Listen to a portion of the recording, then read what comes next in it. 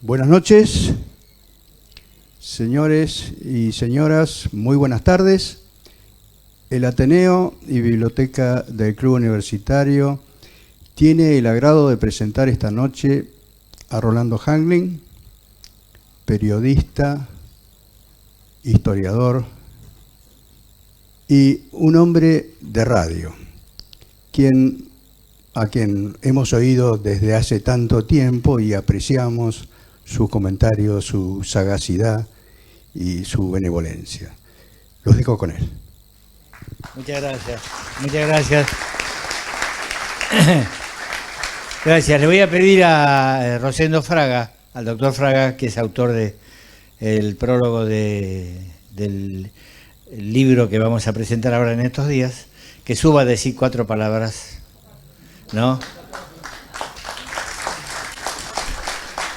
El doctor Rosendo Fraga. Creo que está en on. A ver, sí. Bueno, buenas tardes. Yo le agradezco a Rolando por la oportunidad de estar con ustedes y por el honor que me ha hecho de que escriba unas palabras para, ¿no es cierto?, para su prólogo. Hay una palabra que se puso muy de moda en el análisis político en los últimos años: correcto o incorrecto. ¿Qué es lo políticamente correcto? ¿Qué es lo políticamente incorrecto?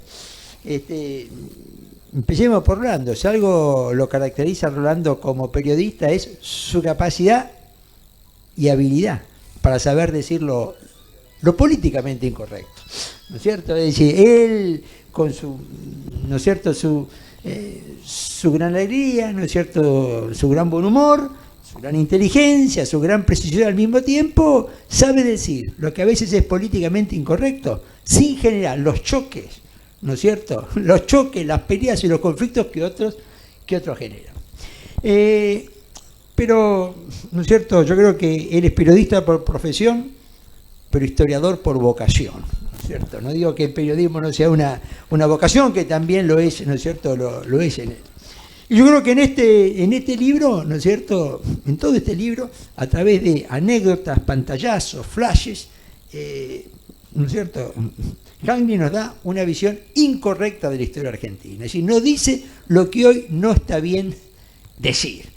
Desde que Belgrano fue un gran líder militar, ¿no es cierto? Yo tomaría un comentario sobre Belgrano acá de Hangling que viene muy al momento, porque hay toda una polémica respecto a Belgrano a raíz del libro de Alperín Dongui, ¿no es cierto?, si Belgrano era o no, ¿no es cierto?, un improvisado, si tenía carácter, si no tenía carácter, si era débil, si no era débil. Y bueno, yo subrayaría que acá nos da un pantallazo, ¿no es cierto?, Hangling, que dice, no, mire, escúcheme, Belgrano de débil no tenía nada. Es decir, cuando tuvo que dar órdenes las dio, cuando tuvo que ejercer el poder lo ejerció. Y yo reforzaría, ¿no es cierto?, esa idea que, por ejemplo, nos plantea acá, hoy incorrecta respecto a Belgrano, que bueno, las dos grandes batallas que se ganan en territorio argentino de la independencia, que son Tucumán y Salta, las gana Belgrano. Es decir, las dos batallas que se ganan en territorio argentino las gana Belgrano.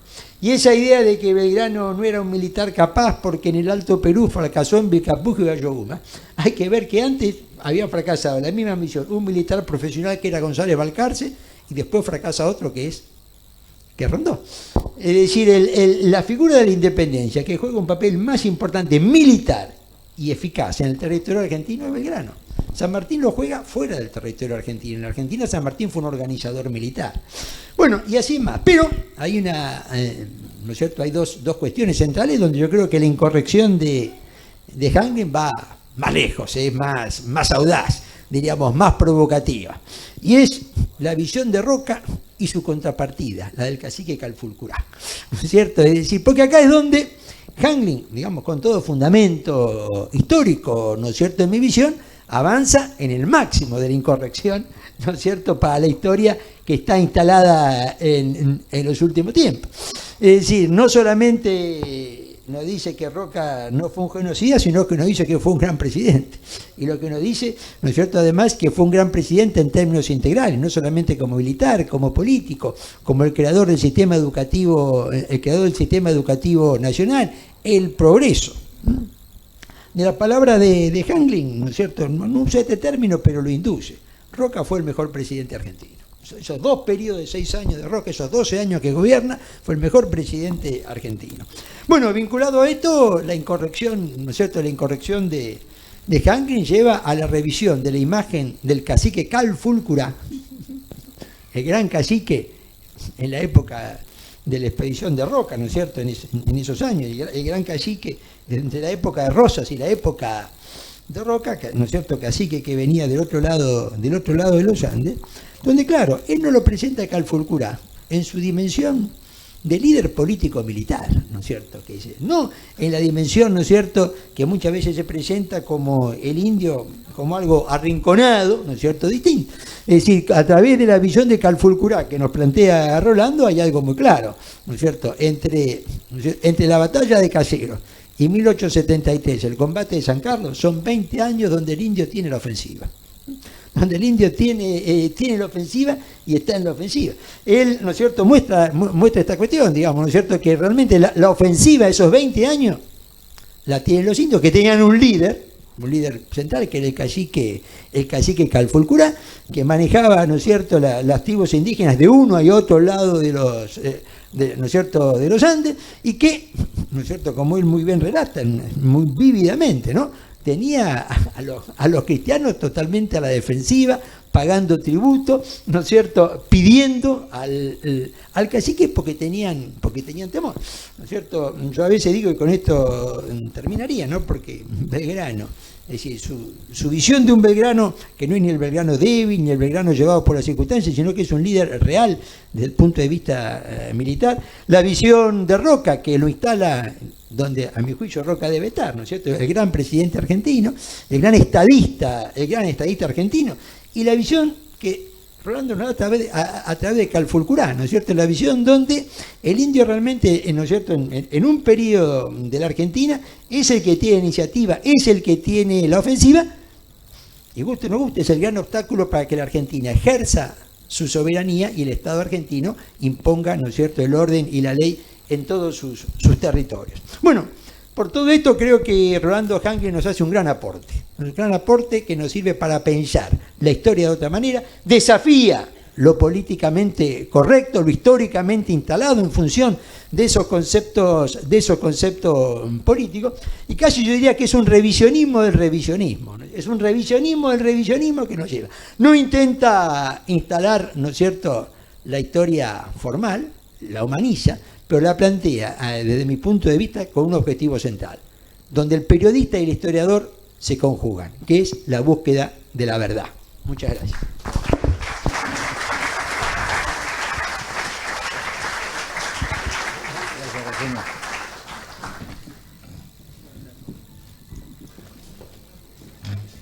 Bueno, a ver si tenemos la suerte de colocar esto. Sí. Bueno, seguimos, ¿sí?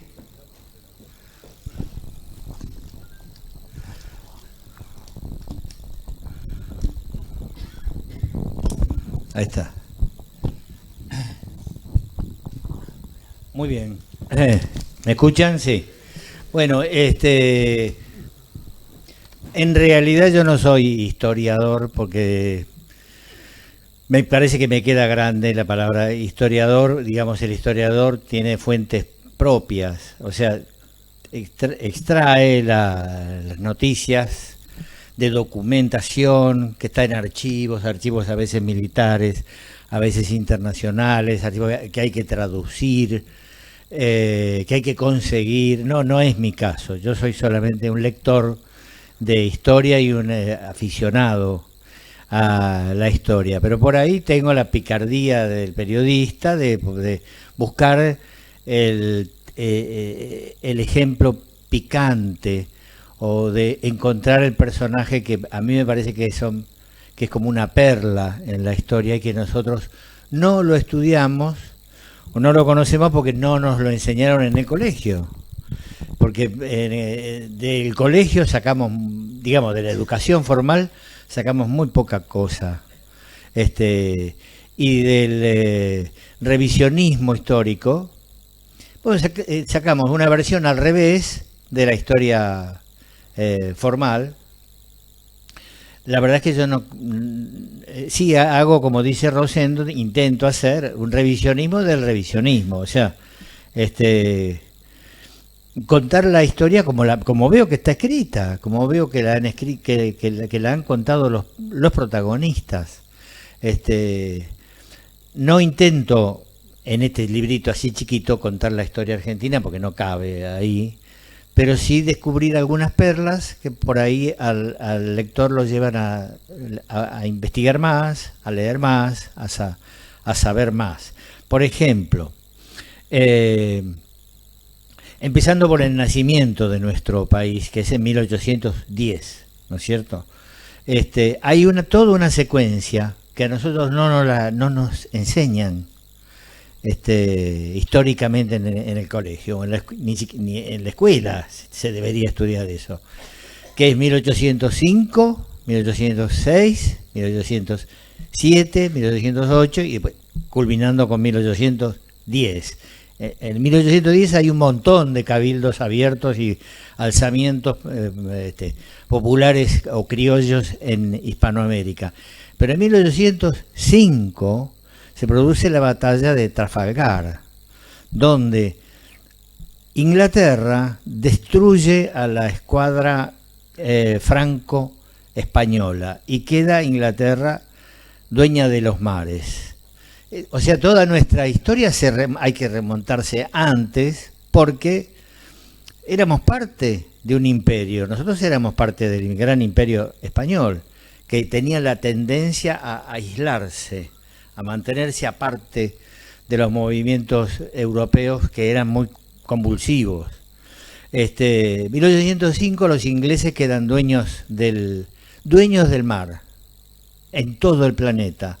Y de ahí en adelante solamente tienen que elegir, a ver, ¿con qué nos quedamos? ¿Con qué parte del gran imperio español nos quedamos? Podemos elegir. Tenían la marina que dominaba los mares. Podemos elegir un pedacito o todo el imperio español. El imperio español incluía México, Filipinas, toda Sudamérica, Texas, era una cosa enorme. Al lado del Imperio Español, los Estados Unidos era un país chiquito en aquella época. Y la Argentina todavía no existía. Y al no existir tenía límites muy difusos, discutibles. Por ejemplo, el famoso asunto de la Patagonia. Bueno, el asunto es que los ingleses quedan dueños de los mares y se empiezan a generar una cantidad de planes, de estudios, cómo hacer para sacarle las colonias a los españoles. Se presentan muchísimos proyectos. Algunos lo descubrió Rodolfo Terraño en un estudio extraordinario que hizo en un archivo escocés, que es el Plan Maitland, para sacarles a los españoles Buenos Aires, que ya los ingleses lo tenían estudiado como la gran entrada de América del Sur. Sacarles Buenos Aires, pasar a Chile cruzando la cordillera y luego tomar Lima. Esto trae una reminiscencia en el acto de lo que fue la campaña de San Martín. Es que estaba escrita años antes. O sea, ese era uno de los planes. Había muchos proyectos, bocetos, estudios que el almirantazgo por ahí descartaba, cajoneaba. Y bueno, esto lo vamos a estudiar. Por el momento sí, por el momento no. Hasta que se producen las invasiones inglesas. Por eso decía yo la fecha. 1805, la batalla de Trafalgar. Que si uno va a Londres, ve lo que es la plaza de Trafalgar Square, que es espectacular. Y dice, pero ¿es tan importante Trafalgar? Nosotros no oímos hablar siquiera de Trafalgar. Sí, tiene que ver con nosotros. Y un extraordinario pilar arriba del cual está el almirante Nelson, el gran héroe de Trafalgar, el vencedor de Napoleón, nada menos. Dice, claro, en el 1806, al año siguiente, es la primera invasión inglesa. Llegan Home Popham, que era el marino, con algo de pirata, el capitán Marino y el general Beresford, que era católico, y que tuvo grandes amigos en Buenos Aires y que fue gobernador de Buenos Aires durante 36 días. Flameó la bandera inglesa en lo que hoy día es la Casa de Gobierno. Estaba lo que se llamaba el Fuerte en aquel entonces. Todo ese estudio es complicado, por supuesto, pero los autores que saben cuentan que prestaron juramento y obediencia muchísimas autoridades de la ciudad de Buenos Aires. En aquel momento, entonces, todavía Virreinato de Río de la Plata. Pero después viene la Reconquista. Los héroes de la Reconquista son Liniers y Álzaga. Increíblemente, unos pocos años después, los dos son ejecutados por la Revolución de Mayo. Los dos. Uno ahorcado y el otro fusilado en Córdoba. O sea, como toda revolución se fue comiendo a los hijos. Pasa muchas veces. 1807 viene la segunda invasión, que era 10 veces más importante que la primera. Un desastre, le fue a los ingleses muy mal. Ya se había militarizado un poco la mentalidad de los porteños, de los paisanos, y les dieron una paliza. Fue un desastre. A Whitelock, que era el jefe de la segunda invasión, lo retrataban en caricaturas, lo instaban a suicidarse en Londres porque le hicieron juicio, naturalmente, como todo militar que pierde una batalla y que malgasta vidas de su país y malgasta fondos de su país. Bueno, y demuestra ineficiencia. Whitelock fue juzgado, expulsado de las Fuerzas Armadas británicas. Eran épocas serias, digamos así. Y para el año siguiente, 1808, estaba prevista la tercera invasión inglesa, que no se produce nunca, pero estaban las tropas embarcadas. O sea, ellos tenían que quedarse con el Río de la Plata, Montevideo, Buenos Aires, Maldonado, Colonia. Tenían que quedarse sí o sí porque es que ya estaba definido eso. Bueno, la tercera invasión tenía ya las tropas embarcadas en Irlanda, en el puerto de Cork. Estaba todo listo, pero hay un inconveniente a último momento, que es que el pueblo español se subleva contra Napoleón. Napoleón tenía tomado todo el territorio español. Entonces los ingleses dicen, hagamos una cosa, la toma de Buenos Aires queda para después, ya la vamos a tomar. Ese es un fruto maduro que ya va a caer. Ahora, ante todo, vayamos a España, donde podemos combatir a Napoleón, que es el enemigo principal que tenemos, que nos tiene bloqueado el acceso a Europa. Y no viene esa tercera invasión, pero viene en 1810. O sea, los españoles nunca recuperaron el control de Buenos Aires y del Río de la Plata. No llegaron, porque hubo un gobernador inglés, luego una segunda invasión, una gran guerra, y luego el 25 de mayo, el mismo año en que se producen en toda América española levantamientos, cabildos abiertos, en todos lados. Ahí comienza una etapa. Después de una serie de tropiezos, yo trato de ir contando esto a través de personajes, ¿no? Los personajes favoritos míos son, bueno, San Martín, por ahí Álzaga y Liniers, que para mí son mártires de la misma revolución. El gran cacique Calfucurá, Rosas, Roca, San Martín, por supuesto, ¿no? Del que soy fanático.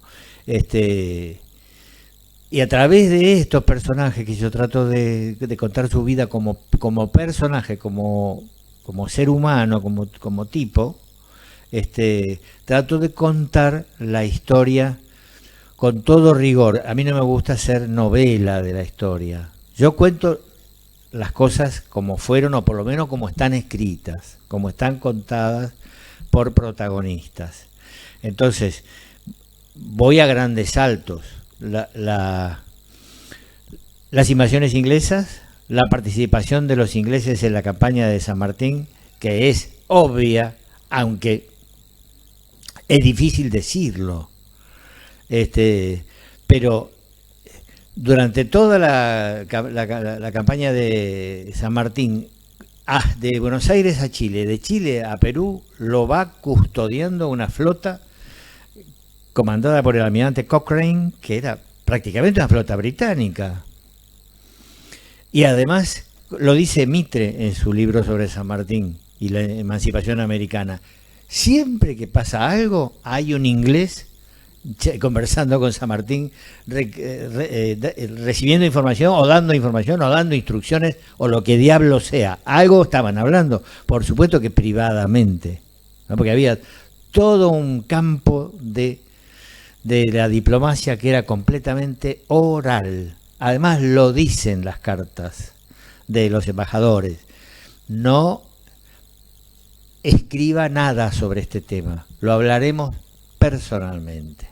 Entonces hay un montón de cosas que nosotros no sabemos, porque se hablaban solamente. Cuando llega San Martín a Buenos Aires, en la famosa fragata George Canning, que llegan él, Carlos María de Alvear, Matías Apiola y 25 militares, todos o casi todos españoles, nacidos acá, o sea, indianos, como se decía en aquella época, pero españoles. Llegan porque España había caído en manos ya de los franceses, no quedaba más España. Vienen a ver qué se puede hacer desde aquí, porque algunos habían nacido aquí, otros en Caracas, otros en otros lugares de Hispanoamérica, otros eran alemanes, como el barón Olenberg, que es el antepasado de una gran familia argentina, y había varios europeos. Vienen simplemente como soldados profesionales a ganarse la vida. Ahí llega San Martín. Cuando forma su regimiento de granaderos a caballo, en su primer combate, se cuenta que él llega el único combate que tuvo, ¿verdad?, en la Argentina. San Martín combatió una sola vez, en San Lorenzo. Ni siquiera fue un combate técnicamente hablando, una escaramuza o un choque armado, sí, pero de reducidas dimensiones. Hay un personaje extraordinario, John Parish Robertson, que era un comerciante escocés, que por algún motivo, yo no sé bien por qué, estaba en San Lorenzo ese día. Entonces, siempre había un inglés ahí, donde estuviera San Martín. Y él cuenta, hay un libro lindísimo que escribieron dos hermanos, Parish Robertson, se llama Cartas de Sudamérica, que ese día, el día de la batalla de San Lorenzo, él estaba durmiendo, hacía muchísimo calor, creo que era febrero o marzo, ¿no? Hacía muchísimo calor, y se quedó a dormir al fresco en la galera, en la diligencia, digamos, que corría un poco de aire. Y en eso se despierta de madrugada y oye unas voces rudas, dice, de soldados, y que dicen, agarraros, sacalo, qué sé yo, ¿no? Y que escucha una voz más educada que dice, déjenlo tranquilo, que ya me dijo el maestro de posta, que es un caballero inglés que está descansando. Déjenlo tranquilo, no sean groseros. Entonces le golpea la ventanilla. Y Parish Robertson abre la puerta y le dice, el coronel San Martín, me imagino, ¿no? Sí, encantado, Parish Robertson. Ah, ¿cómo le va? Entonces, es un encuentro de cine, de películas, y sin embargo está escrito, está narrado, con toda documentación. Y el muchacho Parish Robertson, tenía 20 años. ¿Cómo llegó acá? cómo se atrevió a venir al fin del mundo, donde estaba empezando una revolución. Nunca lo sabremos. Él y el hermano, más joven que vino después. San Martín le dice, pase, pase, lo lleva del brazo, le muestra el convento de San Lorenzo, donde tiene concentradas a sus tropas y donde se va a desarrollar el combate. Y después le dice, mire, ahora vamos a entrar en acción dentro de 1 hora. Usted puede mirar desde acá, desde un balcón. Dice, si ve que las cosas se nos complican, no se olvide que usted no es soldado, ni militar, ni este no es un negocio. Así que yo le dejo un buen caballo, dispare. Dispare, pero no se preocupe demasiado, porque los marineros, los españoles que atacaban eran marineros, eran barcos de río. Dice, generalmente son malos jinetes los marineros, así que no lo van a alcanzar. Pero si ve que se complica, dispare, amigo. Bueno, ahí empieza toda una relación que es misteriosa entre todos estos ingleses que iban, veían, traían mapas, traían noticias, traían plata, evidentemente contribuían. ¿Qué estaban haciendo? Bueno, le estaban devolviendo la atención a los españoles, porque cuando para la Revolución Norteamericana, España colaboró con los americanos. Y los ingleses dijeron, bueno, esto va a tener una revancha. Y la tuvieron. La tuvieron cubriendo algunos flancos importantes de Bolívar, de San Martín, de toda esa historia que nosotros conocemos solamente en su faceta, digamos, escolar, donde son todos santos, o todos caballeros idealistas, que sí que eran, por supuesto que sí, pero a uno se le hace difícil creer que es José de San Martín, militar profesional español, hijo de españoles, nieto de españoles, criado en España, que solamente nació en Yapeyú y a los 4 o 5 años lo llevan a España. Este tipo a los 35 años, ya militar hecho, de carrera, siente el llamado de su tierra que ni conoce, ni se acuerda, ni volvió nunca a Yapeyú. No me suena, me suena más bien que tenía una causa posiblemente ideológica, una causa, un ideal, que en España estaba perdido, el liberalismo español, la democracia española estaba perdida.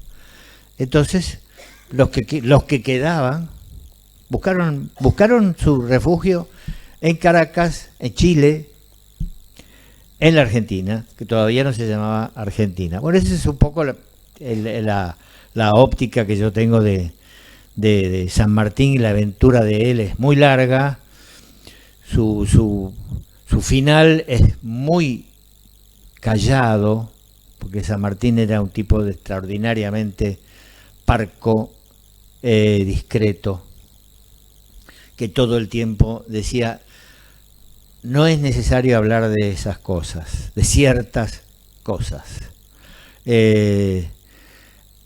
Completamente austero, que comía solo, sentado en una sillita en la cocina, y otros detalles que hablan de un tipo especial, un personaje muy especial, ¿no?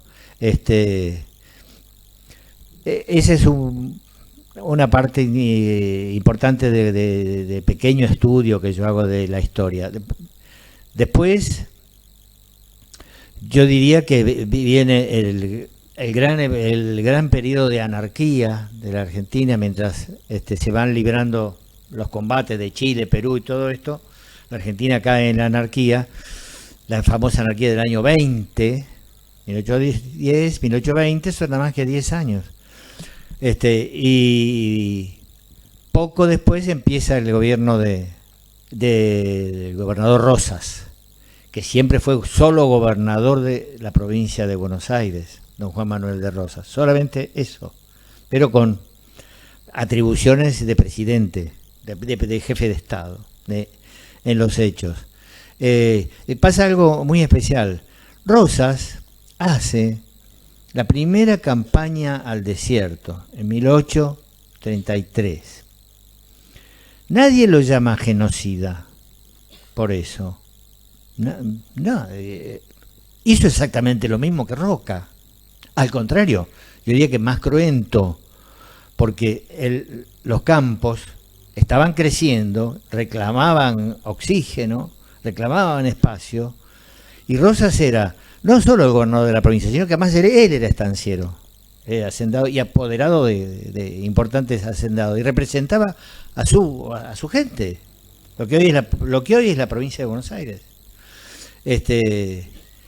Y necesitaban respirar, los malones no les permitían respirar, era o uno u otro, había dos civilizaciones en el mismo territorio, la de los araucanos que estaba pasando desde Chile y la de los argentinos que estaban naciendo. Bueno, era o uno u otro.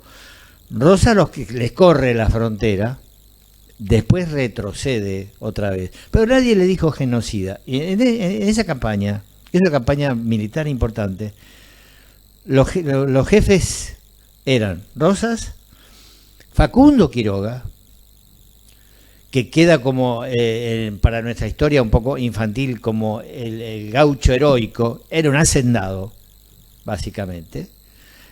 Facundo Quiroga y Félix Aldao, el fraile Aldao. Rosas hace toda esta campaña, después hay el periodo del gobierno de Rosas que me queda grande explicarlo. Pero trato de seguir una hilación, ¿no? Cuando cae Rosas en Caseros, 1852, hay todo un periodo de 20 años durante el cual se afloja la disciplina que tenía Rosas con la indiada y con el pueblo de Buenos Aires.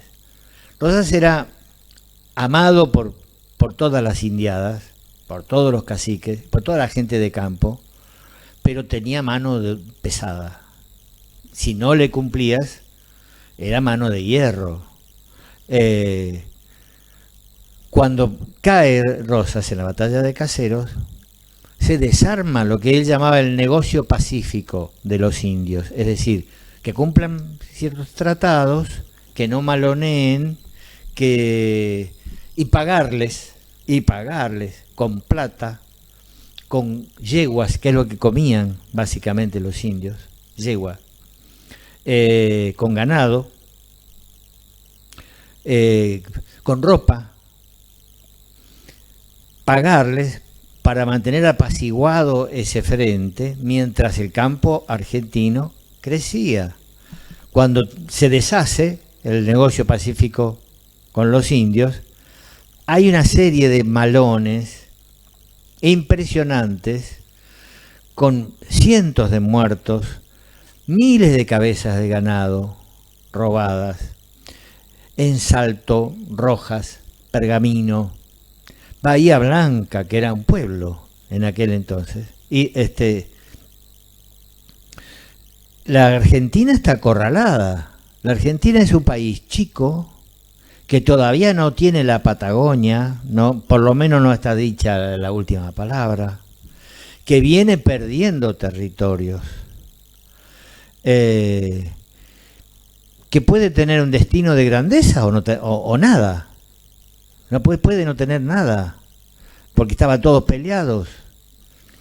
Digamos, de repente ocurre que Entre Ríos fue república como 20 años, de la República, y así todos. Yo creo que es la acción de los héroes del desierto, que no sé si fueron los de Roca, sino los pobres soldados que estaban en los fortines, que eran paisanos, a los que si no tenían una papeleta de trabajo o un patrón conocido, bueno, lo mandaban a los fortines a combatir, y eran tipos que eran simplemente trabajadores rurales. Ahí por 5 años, 5 por vagancia, hasta que te lleve hasta que te lleve Dios, porque digamos que eso terminaba con el fin. Era una realidad muy sangrienta. Bueno, ese periodo de 20 años lo termina ganando la Argentina gracias al sacrificio de miles de tipos, como, no sé, hay historias famosas, algunas las cuento en el libro, como la del teniente Nicolás Otamendi, que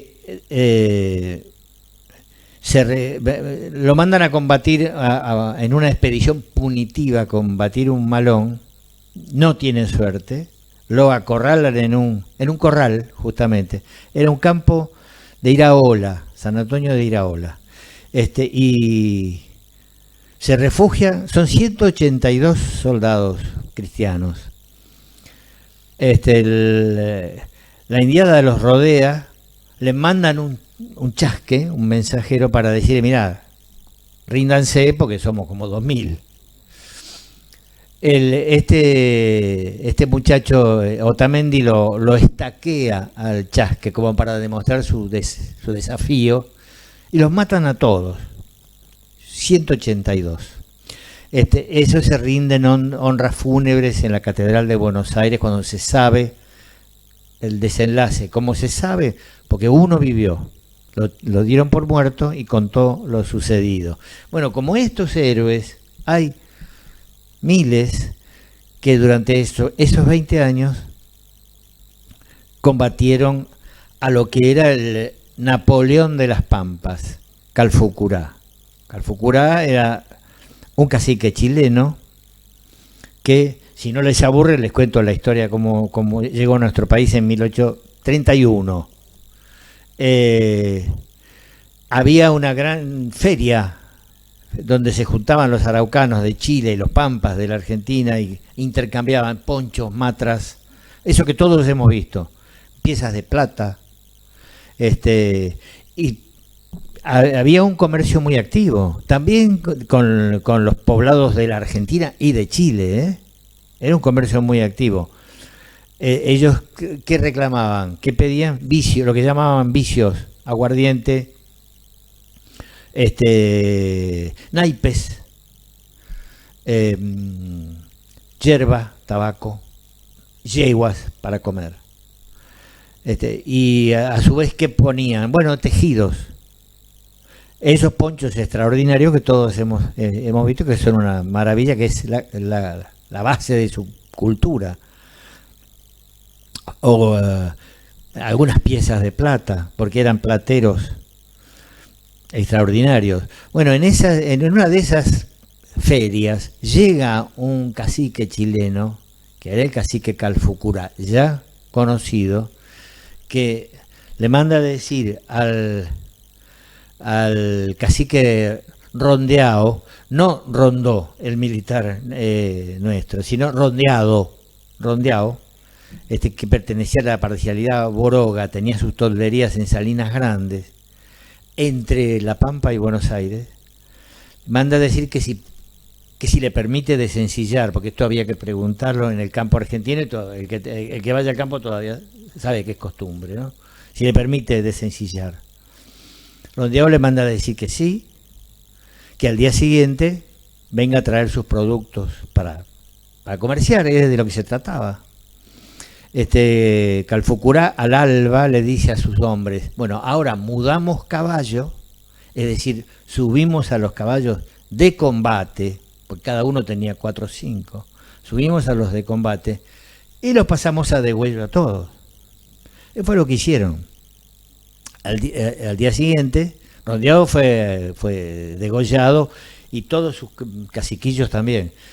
Calfucurá se proclama enviado de Dios.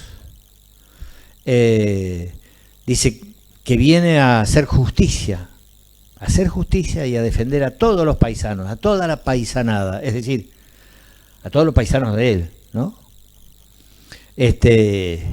No a los pampas. De los pampas, o sea, de los indios argentinos, dijo, no voy a dejar uno vivo. Eso para que no queden esas dudas de que para los aborígenes era lo mismo Chile o Argentina. Pero no que va a ser lo mismo. Calfucurá decía, yo soy chileno. Y ahora van a ver lo que vale la lanza de un chileno. Además no era ningún complejo, al contrario, porque Chile era un país muy fuerte y los araucanos eran muy fuertes. Habían resistido a los incas, habían resistido a los españoles y estaban invadiendo a los argentinos, así que no tenía ningún complejo de inferioridad. Al contrario, no voy a dejar uno vivo. Esa era la idea de Calfucurá, que al mismo tiempo, digamos, se declaraba enviado de Dios, adivino, mago, brujo, líder. Era extraordinariamente astuto,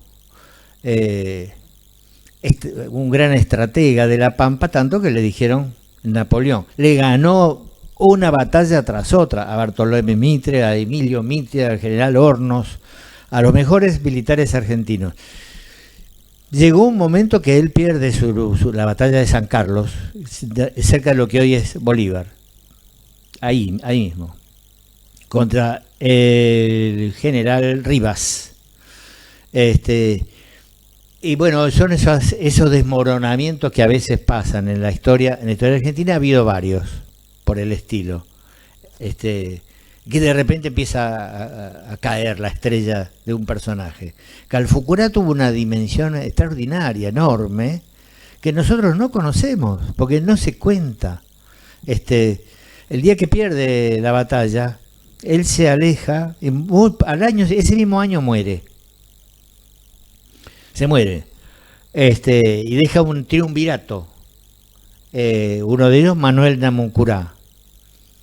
3 hijos de Calfucurá, o sea, del apellido Curá, Piedra, que es como decir piedra, ¿no? Manuel Namuncurá, Bernardo Namuncurá, que era el secretario del triunvirato, y otro que se llamaba Reumay Curá. El gran respaldo que tenían ellos era el cacique Reuque Curá, que tenía sus tolderías del otro lado de la cordillera de los Andes y que estaba siempre como amenaza. O sea, en sus cartas, Calfucurá decía, miren que si no me dan lo que les estoy pidiendo, 300 yeguas, tantos pesos, uniformes para todos mis indios, un sueldo de coronel, capitán, teniente. Miren que yo llamo a Reuque Curá, que está del otro lado y viene en 2 patadas. Y es que venía por otra parte. Venía y participaba de los malones. Esa era la personalidad de Calfucurá. Al ser derrotado, muy poco tiempo después muere. Deja estos 3 hombres y Manuel Namuncurá, que es el papá de Seferino Namuncurá.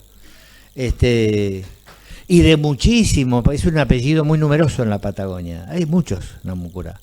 Este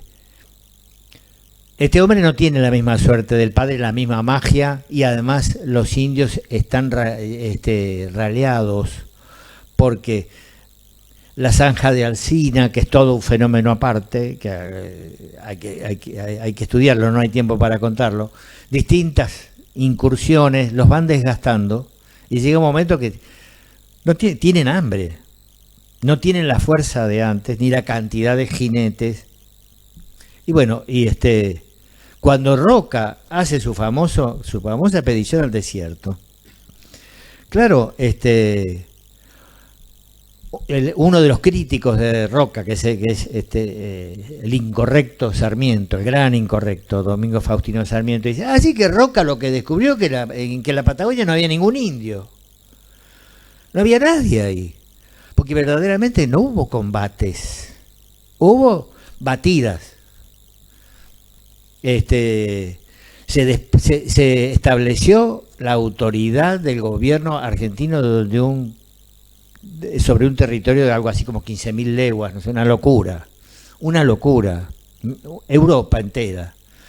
Eso lo hizo Roca, pero además lo hizo para nada en una campaña genocida ni cosa que se le parezca. Simplemente avanzó y planteó, Señores, o se someten a las leyes de la República Argentina, donde hay propiedad privada, y hay una serie de leyes, o se somete pacíficamente a esto, o lo vamos a correr del otro lado de la cordillera, de donde vinieron, o los vamos a correr al sur del Río Negro, y que se arreglen ahí, que era bien embromado, ¿no? La verdad es que lo que se ha hecho con la memoria de Roca es una barbaridad, porque hoy día vemos los monumentos manchados, insultados, la figura deformada. Casi es imposible decir que uno simpatiza con Roca.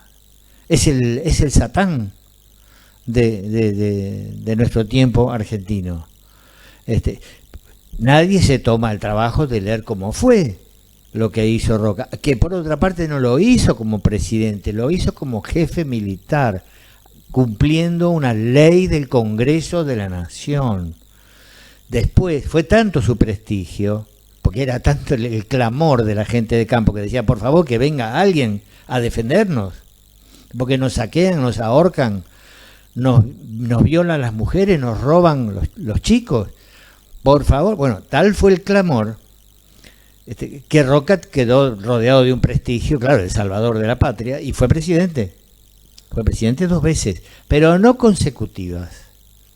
No dejó armado el tinglado para después inmediatamente volver a ser elegido presidente. No, tuvo un intervalo, el que correspondía, y entre otras cosas, a Roca le debemos la ley 1420 de enseñanza universal, laica, obligatoria, que le atribuimos normalmente a Sarmiento. Fue Roca el que la promulgó.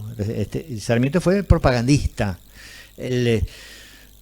Pero claro, Sarmiento era otro tipo mucho más incorrecto que yo, por otra parte, porque así como fue propagandista de la enseñanza, de la educación, que mucha falta nos haría falta ahora un Sarmiento, así como dijo eso e hizo toda su campaña contra Rosas desde Chile, también dijo denle la Patagonia a los chilenos que la necesitan más que nosotros.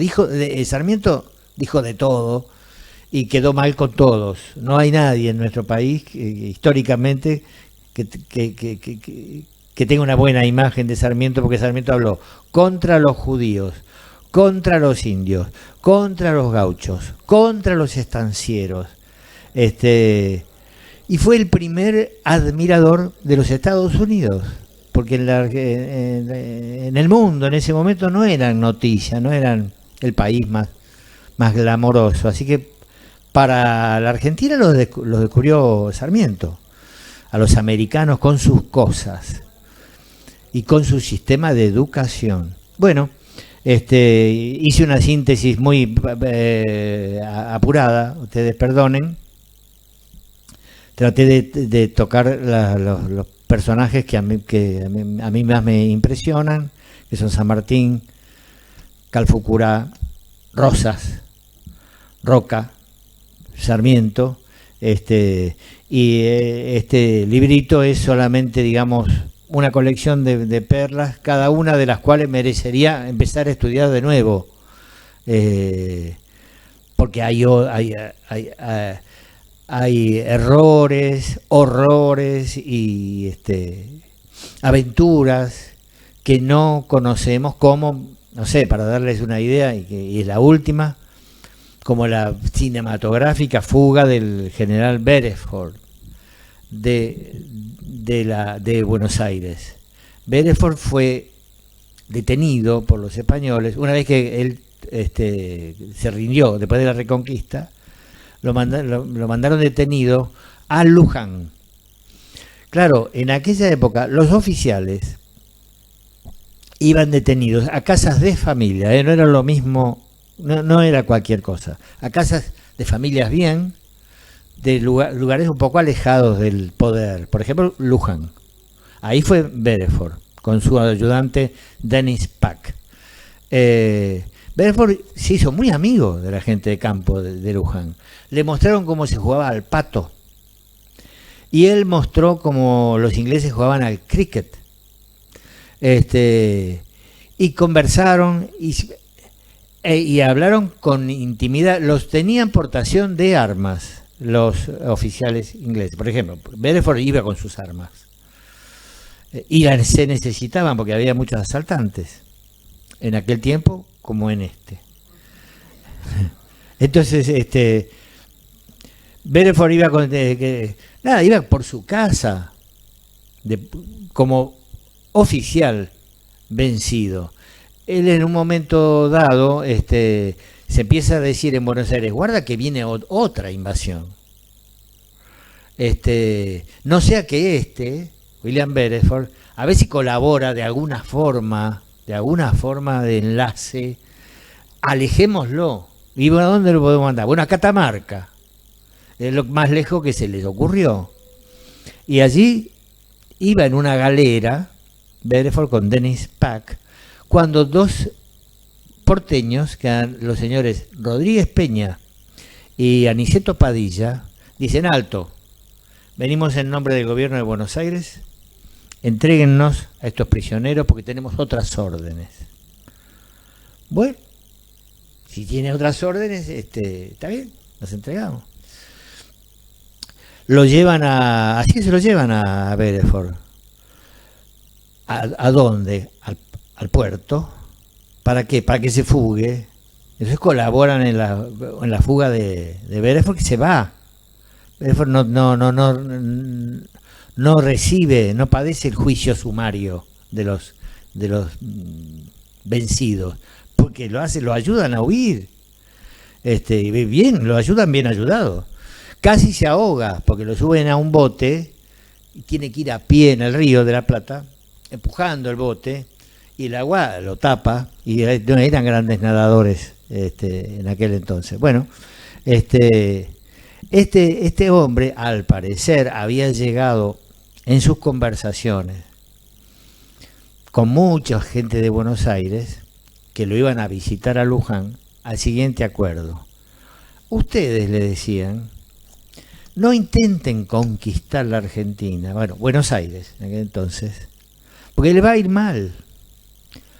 Acá acá hay bronca, o sea, ya después de una invasión no van a tener oportunidad porque es muy simple para la gente de Buenos Aires.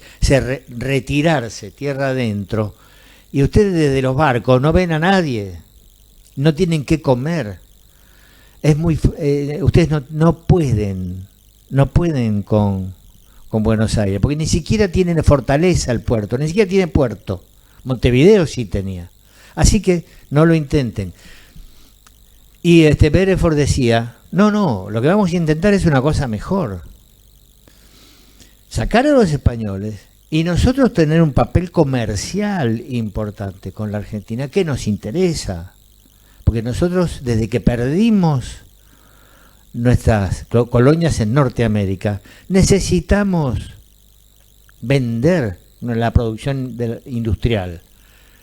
¿Dónde? Bueno, en el Río de la Plata, en Perú, en el Alto Perú, que es la actual Bolivia, que era mucho más rica que la Argentina. Bueno, esas conversaciones, no firmadas, por supuesto, todo es hablado, van cimentando la idea de que Inglaterra va a ayudar. Y después, cuando llega el momento, efectivamente ayuda. Ahora, la fuga de Beresford por dos personas muy conocidas de la historia argentina, como Rodríguez Peña y Padilla, no está contada. No está contada en nuestros libros de historia, está contada en la literatura especializada en esas épocas, en esos años, que hubieran dado lugar a una linda película del cine argentino, pero tal vez esta no sea la época para este tipo de historias.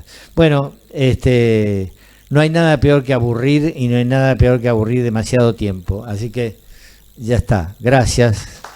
Buenas noches.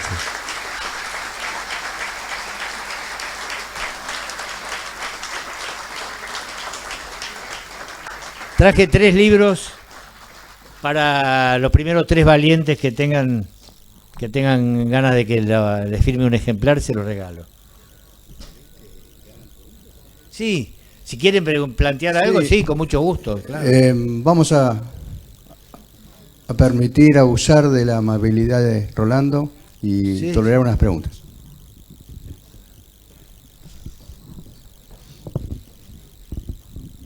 ¿Qué tal? ¿Cómo estás? Con todo respeto a la pregunta, ¿no? ¿Qué papel jugó la masonería en todo esto? Es difícil de saberlo, porque no se sabe bien si San Martín era masón, sí. Por lo, 80% sí.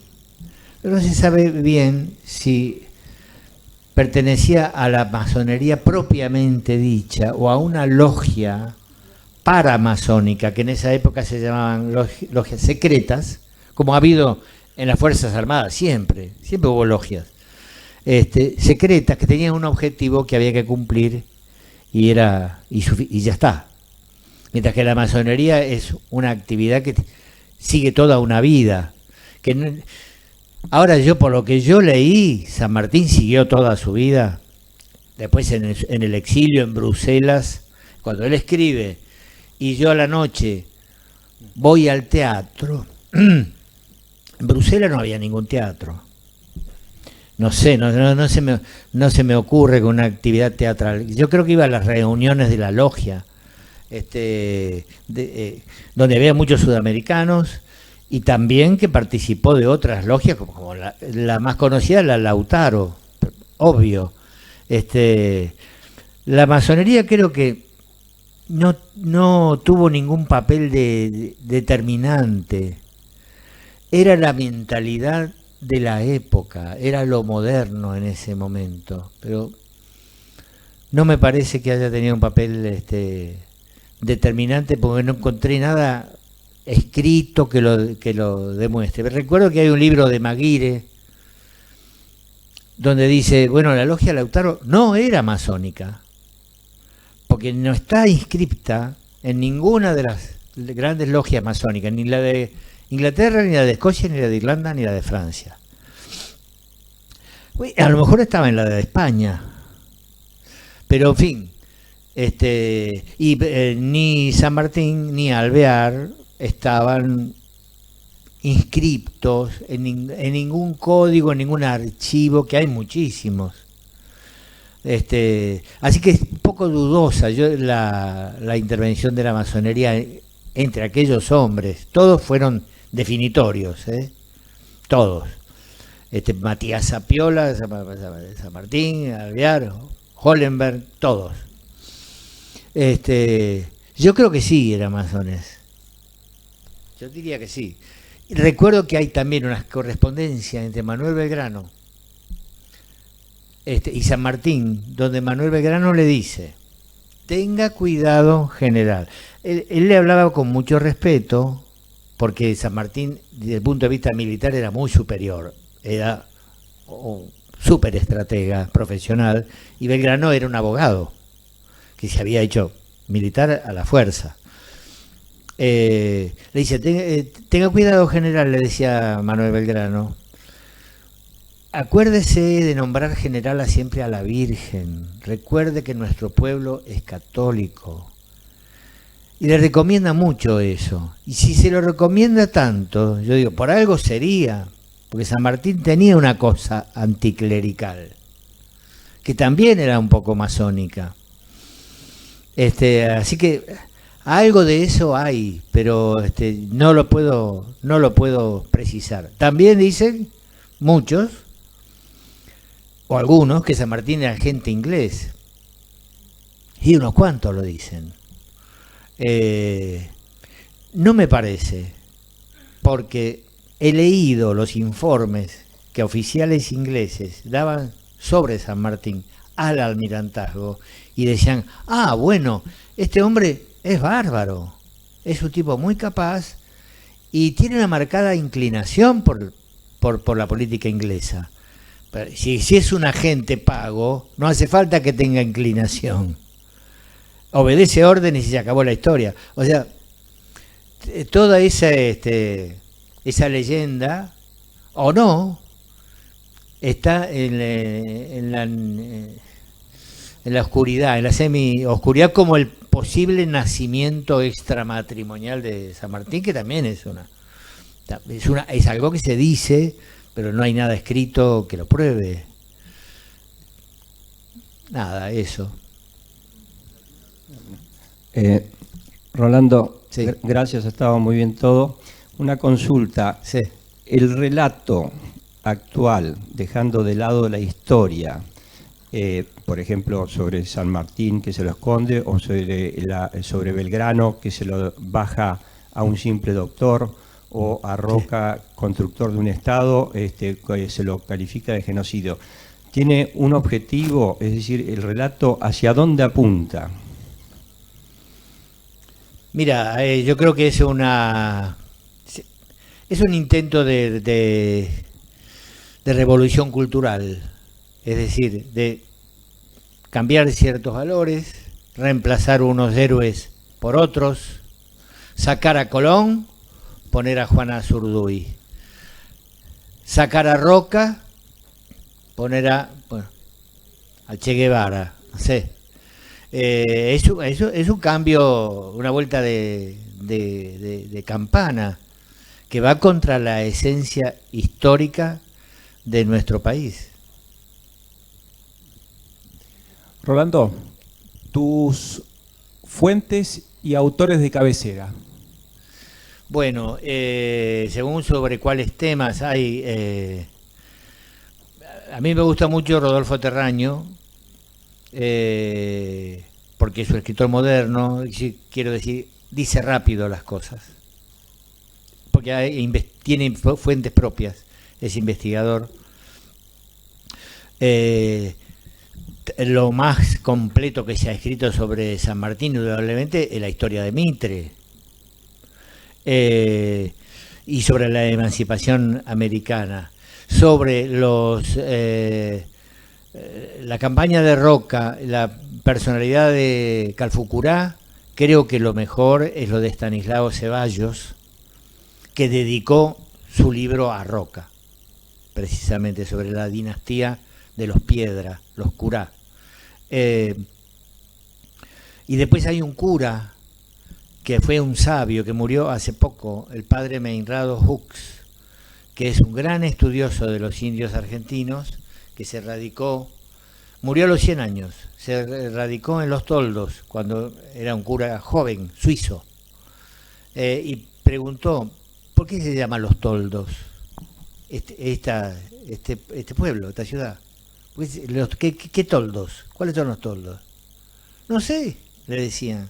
La gente había olvidado su historia, y este cura tan estudioso se dedicó a recopilar, por empezar, averiguó que se llamaba en realidad Los Toldos de Coliqueo. Coliqueo fue un gran cacique argentino, y que había entre los pobladores y los paisanos muchísimos descendientes de los verdaderos pueblos originarios de la Argentina.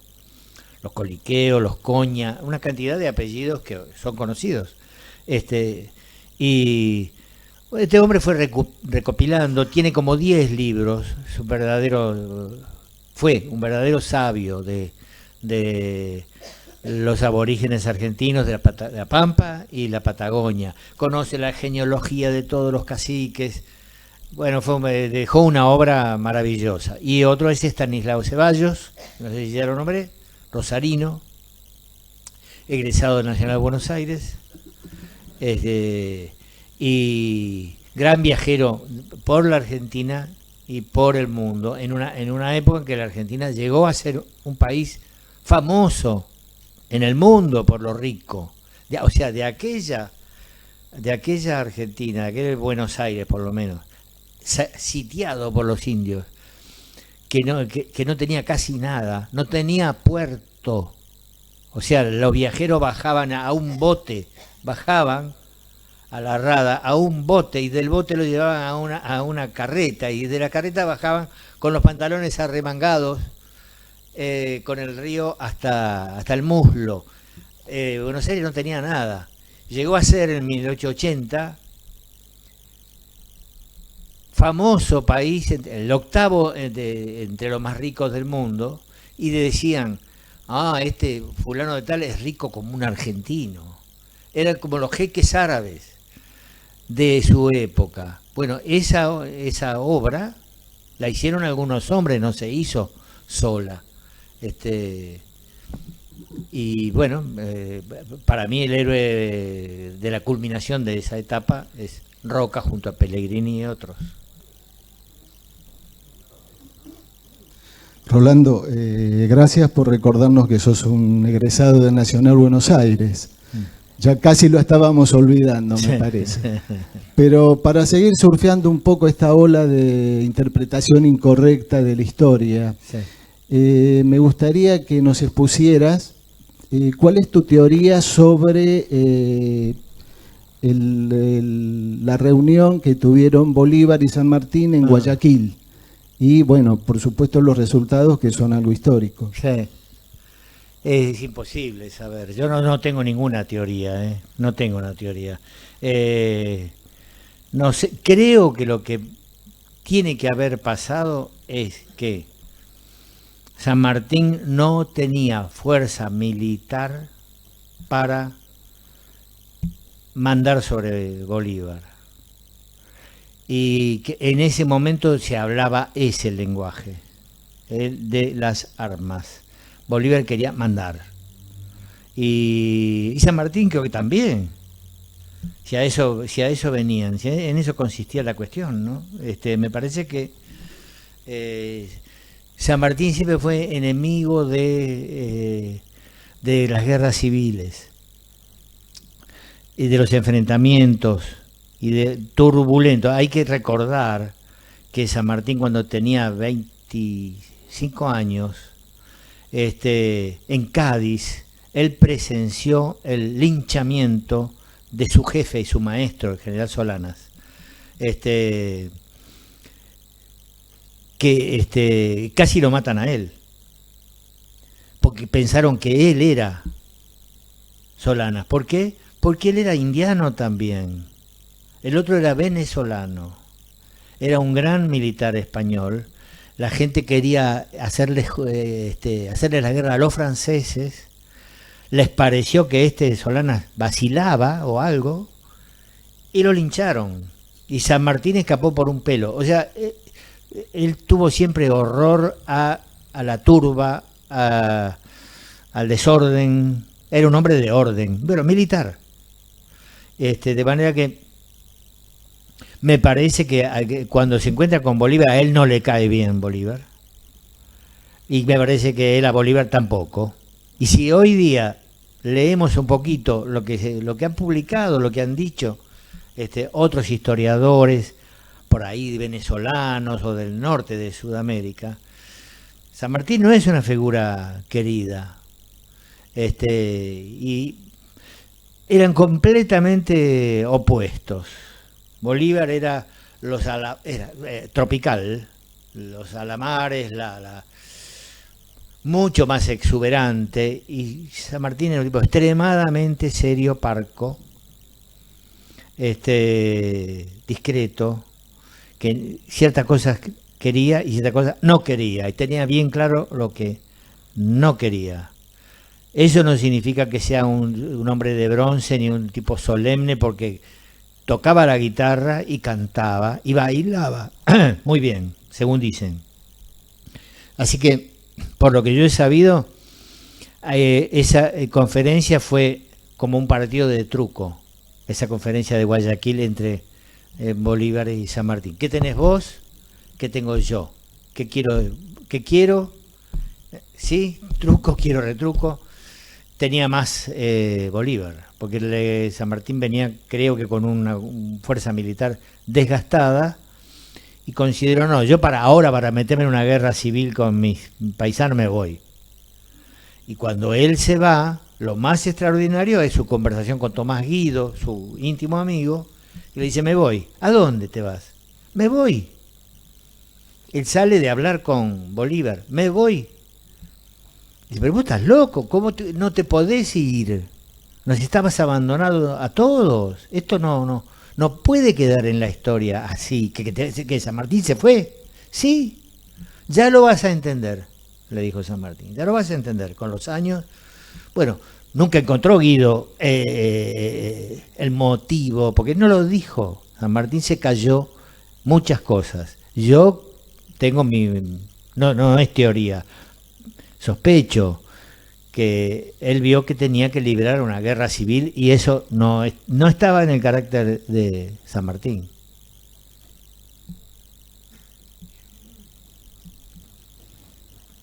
Hola. Sí. Buenas tardes. Hola. Jorge es mi nombre, mucho gusto. Siguiendo con San Martín, Sí. la versión de que no era hijo Sí. de quien la historia dice que fue. Sí. Vos decías que no había documentación que lo probara. Joaquina, creo que fue nieta de él, Sí. tiene una versión que no se puede confirmar, por lo cual hubo en determinado momento un pedido de ADN de San Martín, Sí. para compararlo con un descendiente de él, a Sí. ver porque se atribuye que fue hijo de un alvear, Sí. ¿no? Bueno, la academia, varias... De Diego de Alvear, de sí, Diego el Alvear, padre exacto. de Carlos María. Sí. Exacto, el padre de Carlos María de Alvear. Claro. Bueno, hubo un pedido de ADN, fue denegado por una de las academias de la historia, Sí. ¿qué referencia hay a eso? ¿Qué te parece? ¿Tiene sentido o no tiene sentido? ¿Por qué se lo niega? ¿Por qué se teme a que se haga ese ADN? ¿Cuál sería el problema de que San Martín no es hijo de quien la historia dijo? Porque también hay una versión que Mitre destruyó parte de la documentación que había para escribir su historia. Ah. Gracias.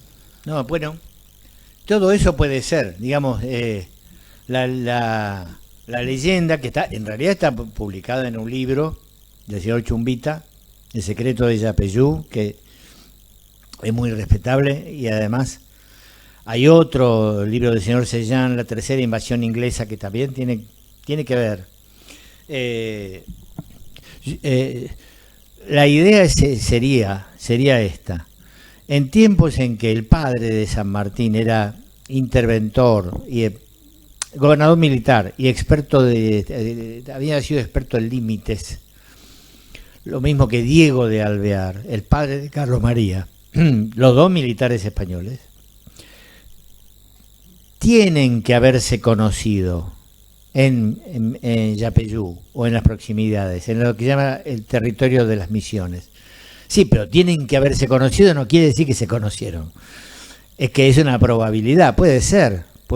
Y puede ser que el señor Alvear, padre, el viejo Alvear, que después tiene una desventura tremenda porque los ingleses bombardean el barco donde ellos viajan a España, él con toda su familia, muere su mujer y sus 7 hijos. Queda vivo él y su hijo mayor Carlos María. O sea, es una tragedia. Después Diego de Alvear después se casa con una señorita inglesa, él va prisionero a Inglaterra, prisionero oficial, por lo tanto lo tratan con la misma cortesía con que se trató a Bedford, por ejemplo. Además le daba un poco de vergüenza lo que habían hecho con ese barco español.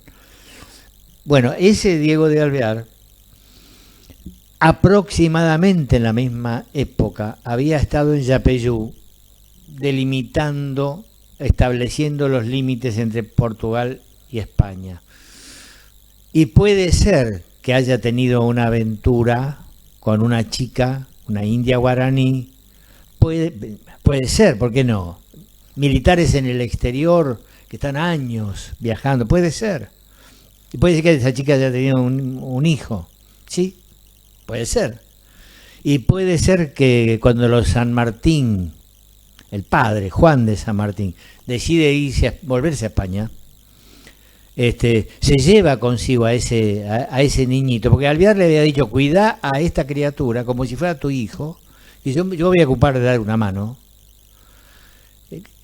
cuídalo, críalo, como San Martín. Ese es José Francisco de San Martín. ¿Es posible? Y sí, posible es. Hay una cantidad de cosas especiales como que cuando Alberdi lo conoce a San Martín, dice, ah, bueno, lo acabo de conocer al general San Martín, ya cuando era viejo, ya en Francia, exilado, o refugiado, no sé. Dice, no es un indio, como me lo habían descrito, es un tipo morocho, no un indio. O sea que esa era la imagen de San Martín que algunos tenían en la Argentina. El padre era rubio y medía 1,50. Y San Martín era alto, tipo como de 1,80, morocho. Pero bueno, son detalles que puede ser y pueden no ser. En aquella época los hijos extramatrimoniales eran miles. Y puede haber sido. En realidad, ¿cuál es el inconveniente? Ninguno. Hubiera quedado más lindo para nuestra historia que fuera el hijo de una india, que supuestamente se llamó Rosa Guarú, o Juana Cristaldo, de nombre brasilero, ¿no? Porque estaba en la frontera. Puede haber sido. En su tiempo se opuso, yo creo que se opuso a ese ADN la Asociación Sanmartiniana, creo, porque era faltarle el respeto al prócer de nuestro país, al padre de la patria. Bueno, y para ciertos criterios es razonable lo que decían. Yo no veo el inconveniente, al contrario, creo que sería una figura más romántica y más progre para nuestros tiempos. San Martín, hijo de una india, quedaría mejor que San Martín milico, quedaría mejor. Pero bueno, no está aprobado. Y cuando en su momento yo le pregunté a Félix Luna, que era muy exacto en todas sus cosas, me dijo, esa historia no está en ninguna parte. Es algo que dicen algunos autores, nada más. Bueno, agradecemos a nuestro consocio Rolando Hanglin.